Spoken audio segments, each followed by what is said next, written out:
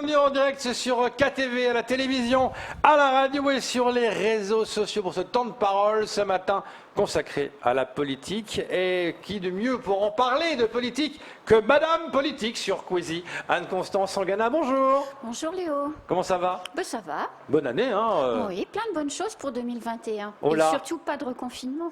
Ah, on espère bien, hein, on espère bien. Alors, il va se passer votre émission, l'heure politique. Évidemment, il y a les cantonales qui vont commencer en juin. Et donc vous, vous avez du boulot. Hein. Elles vont pas commencer en juin, elles vont se terminer en oui, juin, pardon. parce qu'elles ont déjà commencé et la campagne bat son plein effectivement dans les 13 cantons de Mayotte.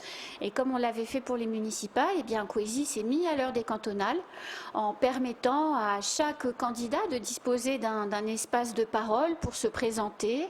Donc c'est les portraits. On avait pris l'habitude tous les vendredis sur Queasy pendant les municipales de découvrir les portraits des candidats. Et bien ça y est, on recommence avec les candidats des cantonales ce vendredi.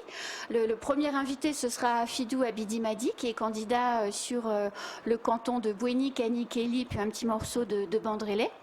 Et puis on aura aussi quelque chose de nouveau pour les cantonales, c'est-à-dire que tous les vendredis à 19h30, juste après le journal télévisé de Pierre Bellucci, on retrouvera deux candidats au cantonal, de deux cantons différents, de deux partis politiques différents, qui viendront sur ce plateau débattre d'une compétence, d'un thème, d'un sujet d'actualité qui concerne le conseil départemental.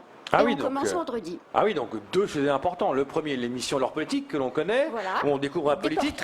Des portraits. C'était une volonté de faire des portraits différents, de ne pas parler du programme, mais de la personne. Exactement, c'est tout à fait volontaire parce qu'effectivement, quand on est un électeur, on vote pour un programme, mais aussi on vote pour un homme ou une femme qui va être en capacité ou pas, de défendre des idées, de porter des sujets. Et c'est vrai que l'étiquette d'un parti politique, ça va flécher des électeurs vers les candidats de leur famille politique, mais quelquefois on ne sait pas qui on élit. Et donc c'est important, ces portraits, de pouvoir découvrir l'homme, la femme qui se cache derrière le candidat, ce qu'ils aiment, ce qu'ils n'aiment pas, comment ils vivent, comment ils sont arrivés là. Voilà. Est-ce que ça veut dire qu'on vote plus pour une personne qu'un programme ? Alors à Mayotte, c'est encore très différent de la métropole, c'est-à-dire qu'on vote de moins en moins, mais encore parce que la communauté décide que c'est le tour de telle personne. Après, comme en métropole, vous avez les politiques en place qui influencent beaucoup les votes, donc les candidats au cantonal qui sont soutenus par les maires des communes sur lesquelles se situe le canton, ils ont une petite longueur d'avance, évidemment, puisque le maire va aider quelque part. Et ça, c'est comme en métropole. Et puis ensuite, il y a l'étiquette du parti politique qui fait que quelqu'un qui est plutôt LR ou plutôt MDM va naturellement se rapprocher du candidat étiqueté par sa famille politique. Mais on va le retrouver, et c'est le cas dans tous les cantons, et pour les LR et pour le MDM, des dissidences. C'est-à-dire que les familles politiques investissent des candidats, mais tout le monde n'est pas content. Et donc, par conséquent, il y aura des MDM et des LR dissidents qui seront candidats et qui vont faire s'éparpiller les voix. Donc, comme à chaque fois, chacun des 13 cantons bat déjà au rythme des divisions, au rythme des coups bas, qui accompagnent ça, c'est ces la politique. Voilà. Et alors, ce qui est important, c'est ces fameux débats qui vont s'organiser. Comment on programme tout ça Eh bien, je réfléchis beaucoup. J'imagine.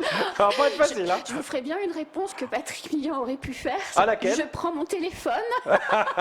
On voit déjà un plateau sympa là. Alors, ça c'est le plateau. Alors ça, c'est pas pour les débats. Ça c'est pour les portraits. Les portraits. Donc en fait, comme pour les municipales, j'ai choisi avec Daniel, donc l'équipe de tournage. Nous sommes deux. Oui. De gros moyens. C'est les gros moyens de Queasy.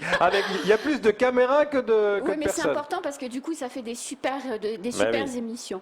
Donc en fait, comme voilà, ça c'est le plateau du canton de Mamoudzou 2, Cavanim Sapéré. Donc on est installé dans un décor naturel comme à chaque fois. Puis dans le contrebas de la colline, on a une vue sur le canton. Et donc tous les candidats du canton de Mamoudzou 2 qui auront envie de se prêter au jeu du portrait seront tournés à cet endroit. Comme ça, il n'y a pas de discrimination entre les candidats. Mhm. Tout le monde est logé à la même enseigne. Alors après, vous me parliez des débats. Comment on les organise? Écoutez, c'est simple. Déjà, c'est quelles sont les compétences du conseil départemental? Déjà un premier aspect. Qu'est-ce qui est dans l'actualité, qu'est-ce qui ne l'est pas? Qu'est-ce que le conseil départemental fait? Qu'est-ce que le conseil départemental ne fait pas encore? À partir de là, j'ai identifié un certain nombre de thèmes, et j'en identifierai d'autres, évidemment, au fur et à mesure des semaines. Et ensuite, dans le panorama des candidats dont j'ai connaissance qu'ils sont candidats, eh bien, j'identifie 2 personnalités qui sont candidats, comme je vous le disais tout à l'heure, pas de la même famille politique, sinon c'est difficile de débattre quand on a 2 MDM sur un plateau. Bien sûr, voilà. Je suis d'accord avec vous, c'est fini. Ouais. Et 2 cantons différents, parce que j'ai pas envie que sur les plateaux ce soit de l'écharpage. Moi, ce que je veux, c'est que les gens puissent proposer des idées. Et donc, vendredi, le premier débat, le thème, c'est l'aérien et la piste longue, puisque le conseil départemental a rendu une étude à la fin de l'année dernière, a voté une enveloppe de 80 millions d'euros pour la piste longue. Et on retrouvera sur ce plateau Daniel Martial-Henry, qui est candidat dans le sud, à Bouéni, Cagny-Kelly, Bandrélé, enfin ce canton, et qui s'opposera donc à Daniel Zaidani, qui est candidat à Pamandzi. Ah oui, donc 2 gros poids lourds pour commencer. C'est quand même. Oui, voilà. Enfin oui, poids lourd en étant gentil, c'est pas le poids, c'est important, le nom. Est-ce que c'est, pour vous, est-ce que vous faites une différence entre justement ces gens-là et d'autres qui sont un peu moins connus? Ah non, il y aura tout le monde. Il y aura tout le monde. Tout le monde, enfin tous ceux qui en auront envie, dans les stratégies individuelles. Certains pourraient dire non, moi je veux pas. Moi je force personne, j'appelle, je propose, et puis ensuite, en fonction des réponses, je discute aussi beaucoup avec les candidats pour savoir quels sont leurs domaines de prédilection, histoire aussi de permettre à chacun d'être mis en avant. C'est pas la peine d'inviter quelqu'un sur un sujet quand il a rien à dire. Forcément, on peut pas être bon et expert sur toutes les thématiques. Les compétences du conseil départemental sont larges et étendues. Donc voilà. Donc j'essaye de choisir des gens qui ont des choses à dire, des gens qui ont envie aussi de débattre les uns avec les autres. J'impose rien. J'essaye de constituer des plateaux et des émissions qui permettront aux téléspectateurs, in fine, de mieux comprendre ce qu'est le conseil départemental, parce que j'entends encore trop souvent parmi les candidats des positions qui sont très, orientées autour de ma route dans mon canton, de la réfection de telle infrastructure dans mon canton. Sauf que ça, c'était le conseil général des années 2000. Aujourd'hui, on est en 2021 et le conseil départemental, au-delà de gérer le problème de la route du canton Intel et de la réfection du stade de sport d'un autre canton d'à côté, gère aussi des politiques publiques globales, comme la mobilité par exemple, qu'on va aborder vendredi, gère aussi toute la stratégie de l'environnement sur Mayotte, et il y a de quoi faire. Du coup, le deuxième débat, ce sera les déchets. Alors non pas sur la collecte, parce que c'est pas le travail du conseil départemental, mais le conseil départemental, c'est de programmer les prochaines années, le recyclage, le tri sélectif. Donc on parlera de tout ça avec les invités. Voilà un peu comment ça va se dérouler. Ça va durer 26 minutes à 19h30. Et puis après ce débat enflammé, on retrouvera le portrait d'un candidat et on va faire se succéder comme ça les vendredis soirs ensemble autour des cantonales jusqu'à l'ouverture de la campagne officielle. Qui commence quand la campagne officielle On ne sait pas encore la date des élections. Donc ce sera quelques semaines avant, 6 semaines en général, avant le scrutin. Et pendant ce temps-là, on fera des débats avec canton par canton cette fois, avec tous les candidats de chaque canton. Est-ce qu'on sait déjà le nombre de candidats? Non, on ne sait pas encore, c'est très variable. Mais comme chaque fois, ça va être...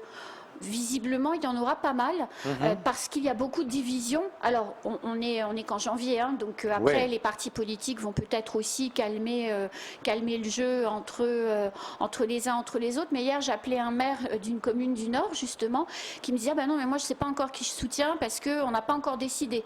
Ce qui veut dire qu'il y aura potentiellement dans ce canton des divisions. Parce que si on n'a pas encore décidé, c'est qu'on n'est pas tous d'accord. Oui, parce qu'il y a des réunions qui se font, j'imagine, maintenant entre les partis. choisi pour désigner qui y va, qui y va pas. Mansour Kamardine avait déclaré sur ce plateau qu'il n'en savait rien, il n'était pas encore sûr que dans son parti, en tout cas, il prenait une décision d'ici la fin du mois. Donc fin janvier, on se rend compte que les partis se laissent encore un peu de temps, mais pas trop quand même. Enfin, il y a quand même des cantons, vous parliez de Mansour Kamardine, donc on est sur les LR, il y a quand même des cantons sur lesquels les candidats qui vont être investis par le parti politique sont déjà clairement identifiés et sont déjà en campagne. Donc, et dans ces cantons-là, il n'y a pas de division, évidemment. Et donc ça facilite le travail. Par rapport au cantonal, est-ce qu'on sait dans les chiffres si les gens se déplacent en masse pour voter pour les cantonales, plus que pour les municipales? Bon, les municipales, le taux de participation, c'est 80%, donc c'est quand même difficile de faire mieux. Hein. Mais en tout cas, effectivement, ce sont les deux élections qui sont prisées par les électeurs de Mayotte. Donc il y aura encore un taux de participation très, très élevé. Ce sont des élus locaux, les élus du quotidien, c'est les portes autour desquelles on frappe quand on a la moindre difficulté, hein, le maire et le conseiller départemental. Donc oui, ce sont des postes politiques qui sont perçus par la population comme étant centraux dans la vie de la cité. Donc ça va encore être une élection très suivie, très dense. Et puis c'est important parce que de là, ça va se dessiner tout Mayotte pendant combien de temps? C'est 6 ans. C'est C'est 6 un ans. mandat, c'est 6 ans. 6 ans. Et puis il y aura une particularité dans cette campagne et les médias comme Kwesi ont un rôle très important à jouer puisque effectivement on est quand même dans une crise sanitaire majeure. On est reconfiné depuis pas confiné. On est en couvre-feu. Pardon. Ne parlez pas de confinement, s'il vous plaît, Anne Constant. On est donc en couvre-feu à compter de 18h, heure en théorie, heure en théorie, au moment où commence une campagne électorale. Ça va être compliqué. Et oui, ça va être compliqué. On sait aussi très bien que ce variant circule, que les semaines qui viennent sont éminemment stratégiques pour éviter que tout parte dans tous les sens à Mayotte. Donc la campagne, elle ne se fera pas comme elle se fait d'habitude. Pas de meeting, par exemple. Les meetings, ça va être compliqué. Le porte-à-porte, c'est une occasion extraordinaire pour transférer le virus. Ça s'est passé d'ailleurs. Ça s'est passé lors des municipales, c'est du porte-à-porte et les gens avaient été contaminés comme ça. Donc du coup, les outils que Kwesi met en place à la disposition des candidats vont, dans certains cas, et si la situation sanitaire se complique, être les seuls outils qu'ils auront à leur disposition pour pouvoir faire campagne, se faire connaître, faire entendre également leurs programmes, leurs idées, leurs combats aussi. Parce que vous verrez sur le débat sur les déchets, donc qu'on tourne la semaine prochaine et qui sera diffusé la semaine prochaine, au moins un des deux invités qui débattra. Les déchets, c'est sa vie, donc il aura beaucoup de choses à nous dire. Donc, selon vous, des passions. Selon vous, c'est quoi les plus gros enjeux qu'attend le conseil départemental? Pour la prochaine mandature. Certains parlent de l'aéroport, mais de la piste longue, mais est-ce qu'il y a d'autres enjeux? Il y a déjà pour moi, le premier enjeu, c'est les postes 10 ans de la départementalisation, avec l'évolution institutionnelle de Mayotte. On est en théorie un département-région, on n'en a pas les compétences de la région, on n'en a pas les financements. Donc le rôle du prochain président du conseil départemental va déjà être de régler cette question, et ce ne sera pas une mince affaire. Et puis ensuite, les enjeux de développement du territoire. Donc on parle de la piste longue, mais on parle aussi de la lutte contre l'habitat insalubre, on parle du logement, on parle de la mobilité qui va être un enjeu crucial pour la prochaine mandature. Chaque intercommunalité ne peut pas commencer à tirer la couverture à elle en se disant moi je vais faire ma petite ligne de bus, moi je vais faire mon petit transport maritime. Il faut que le conseil départemental prenne la main sur ce dossier et propose une stratégie globale sur le territoire qui ensuite sera déclinée à l'échelle des intercommunalités. Il y a une des propositions du conseil départemental qui soulève un peu le questionnement, c'est le chemin de fer. Il a parlé du ferroviaire et ça peut questionner beaucoup de monde. À Mayotte, c'est l'un des projets. Par exemple, c'est des compétences du conseil départemental. La mobilité, le département, enfin le conseil départemental, puisque le département, ça n'existe pas, le conseil départemental, qui est l'institution, et l'autorité de régulation des transports. Je vous rappelle, cette émission, donc l'heure politique, qui aura lieu, donc, les débats, c'est une chose, c'est très important, hein, deux personnes s'affrontent sur un thème précis donné, deux partis différents. Pas. Ils débattent. Ils débattent. Ils ne s'affrontent pas. Ouais, Pas de pugilat en live. Non, pas de pugilat, mais on aime bien dans les débats quand le ton monte un peu. Vous voyez, ça c'est mon avis personnel. Donc voilà, les débats aura lieu et également les portraits tous les vendredis d'une personne qui se présente pour les cantonales. Pour tout savoir sur les cantonales, d'abord c'est un canton sur Ghana et deux, faut le savoir, il faut le voir sur Kwesi. Merci beaucoup Anne-Constance. Merci Léonard Rodier. Merci Anne-Constance Songana d'être venue ce matin sur ce plateau. C'est tout pour ce temps de parole.